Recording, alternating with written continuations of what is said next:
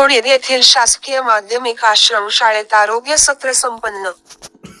शासकीय माध्यमिक आश्रमशाळा कोळीद व स्थलांतरित शासकीय आश्रमशाळा अर्थे येथे जिल्हा हिवताप अधिकारी सो. धुळे यांच्या आदेशान्वये व तालुका आरोग्य अधिकारी सो. यांच्या सूचनेनुसार व प्राथमिक आरोग्य केंद्र बोराडी येथील वैद्यकीय अधिकारी डॉक्टर राकेश पावरासर यांच्या मार्गदर्शनाखाली आज रोजी प्राथमिक आरोग्य केंद्र बोराडी आरोग्यवर्धिनी केंद्र व कोळीद अंतर्गत कोळीद आश्रमशाळा गावातील येथील भेट देऊन मुलींना व मुलांना डेंग्यू, मलेरिया, चिकनगुनिया व इतर कीटकजन्य आजाराविषयी माहिती दिली व आजूबाजूचे परिसरातील कंटेनर सर्वे केले व उपाययोजना घ्यावयाची काळजी याबाबत मार्गदर्शन केले.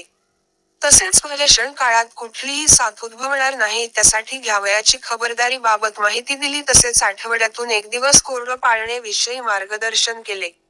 यावेळी आरोग्यवर्धिनी केंद्र व कोळीदचे समुदाय आरोग्य अधिकारी डॉक्टर हिरा पावरा, तसेच आरोग्य सहाय्यक चेतन पाटील व मनोज पगारे यांनी मुलांना समुपदेशन केले. तसेच आरोग्यसेवक कोळी नाना गप्पींसे व स्वच्छ पाण्यात डासांच्या लार्वा कशा तयार होते याविषयी माहिती सांगितले.